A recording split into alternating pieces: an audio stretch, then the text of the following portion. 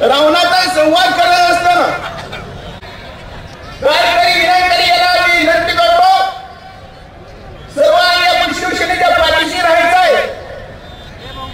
रक्त सांडलं तरी चालेल आणि पहिल्यांदा बाई मोठ्या महाराजात गेला तरी चालेल आणि आपण मंदिर निर्माण करायचं आहे.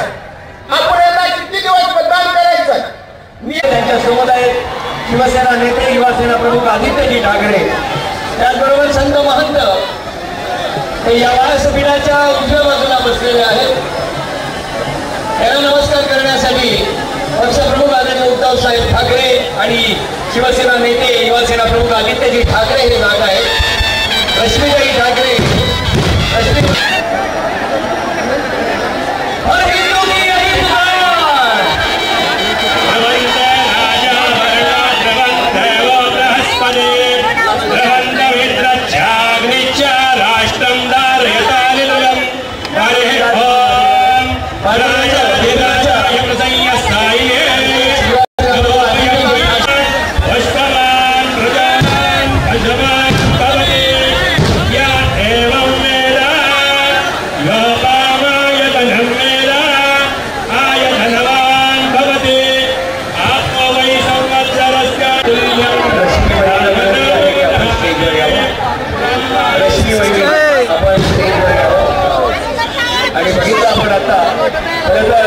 पक्षप्रमुख उद्धवसाहेब ठाकरे यांच्यासाठी एक असं शिवसेनेकडून ठेवण्यात आलं होतं, पण पक्षप्रमुखांनी सांगितलं नाही.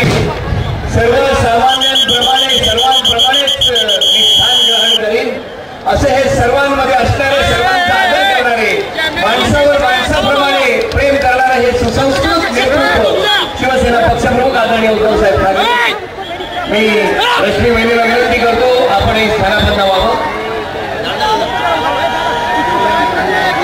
आणि आता मी विनंती करतो सोलापूर संपर्क प्रमुख तानाजी सावंत यांना की त्यांनी प्रस्तावित करावं. अरे वहाँ नहीं, लेकिन हो ही नहीं रहा तो क्या करेगा.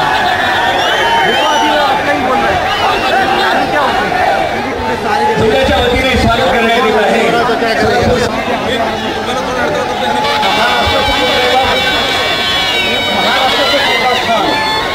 छत्रपती शिवाजी महाराज आई तुळजाभवानी माननीय बाळासाहेब ठाकरे आमचे पक्षप्रमुख माननीय उद्धवजी ठाकरे साहेब, आदित्यजी ठाकरे साहेब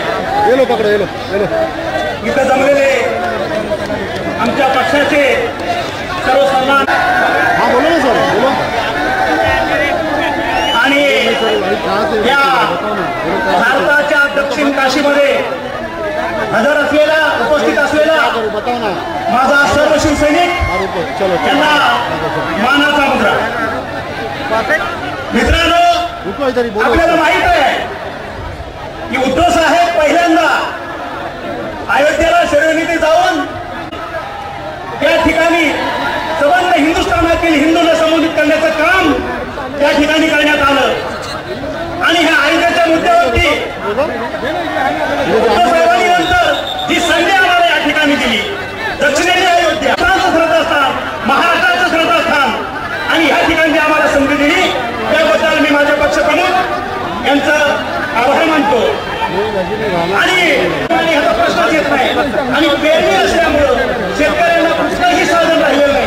आणि त्याच्यासाठी आमची कळकळीची विनंती आहे की ज्याचं जिरायतं आहे त्याला हेक्टरी 50,000ची मदत, आणि ज्याचं बागायत क्षेत्र आहे त्याला हेक्टरी 1 लाखाची मदत मिळावी, हे माफक अपेक्षा आज मुख्यमंत्री नाही. आज शेजारच्या राज्यामध्ये बघितलं, तेलंगणासारखं छोटंसं राज्य आज अतिशय स्वप्न साकार करणारा त्यांनी प्रकल्प राबवलेला आहे, नदीजोड प्रकल्प. आणि महाराष्ट्राची अर्थव्यवस्था भारतात एक नंबर असताना आपलं शासन मागचं सरकार तरी भूकरवरचं सोडून द्या. हे मी बोलतो ते मी करून दाखवतो, आणि जे करून दाखवतो तेच मी बोलतो. पंतप्रधान जे बोलले की 20 शेतकऱ्यांचं उत्पन्न दुप्पट केल्याशिवाय राहणार नाही. लोकांनी असेच तुमच्यासारखे लोक जमले होते, टाळ्यांचा कडकडाट केला. किती साली 2022 म्हणजे मध्ये 2021ला तुम्ही कोणाला मत द्यायला पाहिजे, मलाच द्यायला पाहिजे. 2019ला पुन्हा मी पंतप्रधान झालो आणि 2000 दर वेळा निवडणूक आल्यानंतर तुम्ही आम्हाला मूर्ख बनवता.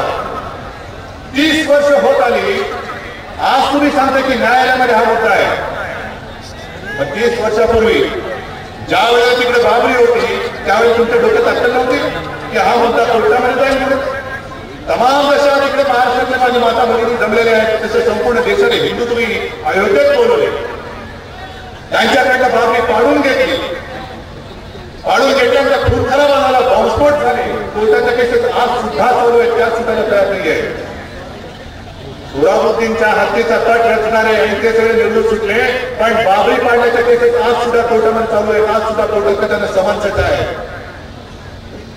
तुम्हाला पाहिजे त्या केसेस सोडून घेत आहेत, नको त्या केसेस लटकून ठेवत आहेत. राम मंदिराचा मुद्दा कोर्टामध्ये आहे, तर त्याच वेळेला का गेला नाही कोर्टामध्ये की इकडे मंदिर होतं, इकडे बाबरी आहे, की बाबरी पाडून इकडे पुन्हा मंदिर बांधायची आम्हाला परवानगी द्या. त्याच वेळेला का नाही गेला? पण एक काय, एक तर त्यावेळेला रक्तपात करून घेतला, बाबरी काढून घेतली. बाबरीच्या मुद्द्यावर, राम मंदिराच्या मुद्द्यावर तुम्ही गादी बसवली आणि गादीवरती बसून, गादीवरती लोळून तुम्ही कुंभकर्णासाठी झोपता आहात. एवढ्या जाहिराती करतात, त्याच्यात एक जाहिरात करा, बाबरी पाडली, होय मी लाभार्थी. बाबरी कोणी पाडली त्यांचं माहित नाही, पण मी लाभार्थी. मंदिर आम्हीच बांधणार. आणि हिंमत आहे का त्याच्यामध्ये? उत्तर प्रदेशचे मुख्यमंत्री जे बोलतायत की होय मंदिर आम्हीच बांधणार, मग बांधला ना, थांबू दे कोणी तुम्हाला. परत परत काय सांगता, आम्हीच बांधणार, आम्हीच बांधणार. बांधणार ना मग. हे मंदिर था, मंदिर है और मंदिर रहेगा असं ते म्हणताय. एवढं बोलल्यानंतर माझा एकच प्रश्न आहे, हा है रहेगा दिखेगा तो? पण एवढंच काही सरकार बोलत आहे की आमच्याकडे कोणतीही योजना नाही. बरं, संताप कोणत्या गोष्टीचा आहे? तो की सध्या देशामध्ये घोटाळा असतोय. कोणता घोटाळा? राफेल आहे ना, लक्षात आहे ना, लक्षात येत आहे ना. हा घोटाळा कशाचा आहे? आपल्या सैन्यासाठी, आपल्या देशासाठी जी विमान खरेदी करायची आहे, त्या विमान खरेदीमध्ये घोटाळा झालाय असा एक मोठा समज नव्हे, असा आरोप आहे. आणि त्याच्याबद्दल सुद्धा जे काही प्रश्न निर्माण केले गेले त्या प्रश्नाला उत्तर दिली गेलेली नाही. पण कोर्टाने कशी क्लीन चिट केली मला माहिती नाही. असं म्हणतात कोर्टाने क्लीन चिट केली, पण ज्या सैन्यासाठी तुम्ही विमान खरेदी करता आहात त्या विमान खरेदी करण्यामध्ये घोटाळा होतोय. आणि मधल्या काळामध्ये जो आपला सैनिक जीवाची बाजी लावून आपल्यासाठी तिकडे सीमेवरती लढतो आहे, प्राण गेला तरी वेळात, तर रोज सैनिक आपले मरतातच आहे, देशासाठी शहीद होतातच आहे. पण ज्या सैन्यासाठी तुम्ही विमान खरेदी करताना सुद्धा त्याच्यामध्ये घोटाळा होतोय, त्या सैन्याची पगार वाढ करण्याचा जो काही प्रस्ताव आला होता, प्रस्ताव आपल्या या सरकारने आता टाकला, केंद्र सरकारने. खरे का कुठे का खरे की कुठे? लष्कराला पगारवाढ पाहिजे, ती तुम्ही देत नाही. पण लष्करासाठी जी काही शस्त्र सामुग्री खरेदी करायची, माझ्या देशाच्या संरक्षणासाठी करायची, ज्याची आपल्याला गरज आहे, त्या शस्त्र सामुग्रीच्या खरेदीमध्ये तुम्ही घोटाळा करता. आज सुद्धा कांदा उत्पादक बसलेला आहे. किती तुम्हाला उत्पादनाचा खर्च किती येतोय, आणि त्याच्या पलीकडे तुम्हाला जाऊन बाजारामध्ये जाऊन तुम्ही कांदा विकला तरी तुमची नुकसान भरपाई काय, तुमचा उत्पादनाचा खर्च भरून येतो, हे मला माहिती आहे, हे मला माहिती आहे. आणि मग म्हणून मी तोच प्रश्न तुम्हाला विचारायला आलेला आहे की कांदा उत्पादक हे सुद्धा पेटलेले आहे, दुधाचे उत्पादक हे सुद्धा मध्ये रस्त्यावरती उतरतात. सगळेच शेतकरी हे रस्त्यावरती उतरल्यानंतर आम्ही काय जागा वाटप तर जाऊ? मला जागा वाटपामध्ये स्वारस्य नाही. मला या सगळ्यांचा कर्जमुक्त करून मला पाहिजे, मला राम मंदिर बांधून पाहिजे, मला शेतकऱ्यांचा पीक विमा योजनेचा नुकसान भरपाईचा पैसा आणि पैसा त्यांना दिला गेलेला पाहिजे. जागा वाटप गेला खड्ड्यात. जागा वाटपाची मला काही चर्चा करण्याची नाहीये. हे जे काही तुफान उठत आहे, या तुफानाला तुम्ही शांत करणार की नाही, हे केलं नाही तर मग तुमच्या मांडीला मांडी लावून मी सत्तेमध्ये कशाला बसू? हा घोटाळा कशाचा आहे? आपल्या सैन्यासाठी, आपल्या देशासाठी जी विमान खरेदी करायची आहे, त्या विमान खरेदीमध्ये घोटाळा झालाय असा एक मोठा समज नव्हे, असा आरोप आहे. आणि त्याच्याबद्दल सुद्धा जे काही प्रश्न निर्माण केले गेले त्या प्रश्नाला उत्तर दिली गेलेली नाही. पण कोर्टाने कशी क्लीन चिट केली मला माहिती नाही. असं म्हणतात कोर्टाने क्लीन चिट केली, पण ज्या सैन्यासाठी तुम्ही विमान खरेदी करता आहात त्या विमान खरेदी करण्यामध्ये घोटाळा होतोय आणि मधल्या काळामध्ये जो आपला सैनिक जीवाची बाजी लावून आपल्यासाठी तिकडे सीमेवरती लढतो आहे, प्राण गेला तरी वेळात तर रोज सैनिक आपले मरतातच आहे, देशासाठी शहीद होतातच आहे. पण ज्या सैन्यासाठी तुम्ही विमान खरेदी करताना सुद्धा त्याच्यामध्ये घोटाळा होतोय, त्या सैन्याची पगार वाढ करण्याचा जो काही प्रस्ताव आला होता, तो प्रस्ताव आपल्या या सरकारने नाकारून टाकला, केंद्र सरकारने. खरे का खोटे का खरे की खोटे? लष्कराला पगार वाढ पाहिजे ती तुम्ही देत नाही, पण लष्करासाठी जी काही शस्त्र सामुग्री खरेदी करायची, माझ्या देशाच्या संरक्षणासाठी करायची, ज्यांची आपल्याला गरज आहे, त्या शस्त्र सामुग्रीच्या खरेदीमध्ये तुम्ही घोटाळा करता. कोळी समाजाचं एक शिष्टमंडळ होतं. आज मी विठोबाच्या साथीने धनगर समाज आणि तमाम जे कोणी माझ्या इतर जाती बाकीचे बांधव आणि माता भगिनी आहेत, त्यांना मी वचन देतो आहे की जसा मराठा समाजाच्या मागे खांद्याला खांदा लावून शिवसेना न्याय हक्काच्या लढ्यासाठी उभी राहिली, तशी तमाम धनगरच नव्हे, महादेव कोळी असतील, कोळी असतील, इतर जाती आहेत, त्यांच्या न्याय हक्काच्या लढण्यासाठी तुमच्या खांद्याला खांदा लावून, तुमच्या मागे नाही तर जंगल एक पाऊस पुढे तुमच्यासाठी रस्त्यातून सगळीकडे राहणार नाही. अयोध्येला गेल्यानंतर मला तिकडे विचारलं होतं की अयोध्येत का आला? राम मंदिर होईल तर राम मंदिर बांधणार म्हणजे बांधणारच. पण अयोध्येला मी एवढ्यासाठी गेलो होतो की तो कुंभकर्ण ठोकलेला आहे, त्या कुंभकर्णाला मी जागा करायला गेलो. कुंभकर्ण ठोकलाय, त्या कुंभकर्णाला जागा करण्याची आज आवश्यकता, त्या कुंभकर्णाला जागा करण्यासाठी मी अयोध्येला गेलो. आज सुद्धा मी पंढरपुरामध्ये त्याच विचारलेलं आहे की झोपलेल्या कुंभकर्णाला जागा करण्याची. संपूर्ण महाराष्ट्र आज पाण्याने त्रस्त झालेलं आहे. मुंबईमध्ये सुद्धा पाणी कपात करावी लागते. आज जो काय परिसर आहे सोलापूर आहे, या सोलापूरमधला करमाळ्याची बातमी मी पाहिली होती, वाचली होती. केंद्रीय पथक काय हो, केंद्रीय पथक आलं, मला वाटतं की केंद्रीय पथक हे बुलेट ट्रेनने आलं होतं, वेळच नव्हता. बुलेट ट्रेन मध्ये यावं तसं आले, पटपट पटपट पटपट असं राज्य मुसावं तसं ओळखलं आणि निघून गेलं. झालं आता महिना 2 महिने होऊन गेले, केंद्राचं पथक येऊन बघून गेलं. मधल्या काळामध्ये पंतप्रधान आले होते महाराष्ट्रामध्ये. दुष्काळग्रस्त महाराष्ट्राला आम्ही 8,000 कोटी पूर्ण मदत केल्याशिवाय राहणार नाही. प्रधानमंत्र्यांना मला सांगायचं, जग फिरताय जरा माझ्या दुष्काळग्रस्त महाराष्ट्रामध्ये येऊन जा. थोडी पायधूळ नका झोडू, पण इथली माझ्या पंढरपूरची धूळ माती लावून गेलात ना तरी थोडंफार पंढरपूरला लागल्याशिवाय राहणार.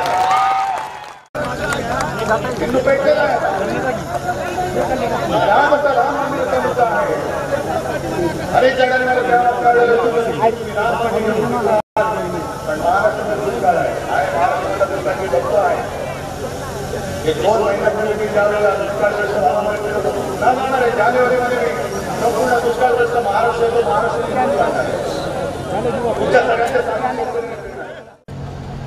शिवसेना काय करणार आपण दाखवलेलं आहे. रामदासभाई, तुम्ही गेल्या महिन्यामध्ये किती करोडो रुपयांचं सगळं वाटप केलेलं आहात, सगळे मंत्री आपले त्याच्यामध्ये उतरलेलेच आहेत.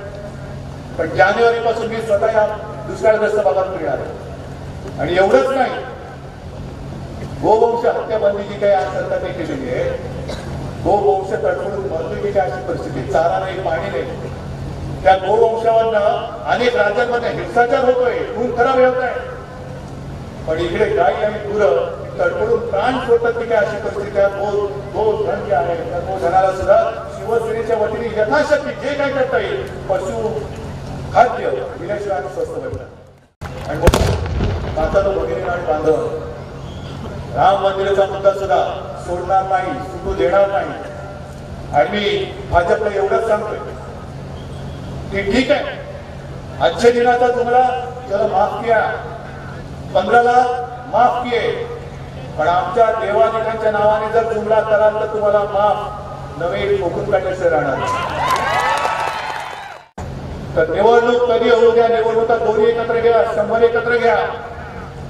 पण आता यापुढे महाराष्ट्रामध्ये येईल ते माझ्या पांडुरंगाचं, शिवरायाच्या, हिंदुत्वाच्या भव्याचंच राज्य येईल. जय हिंद, जय महाराष्ट्र.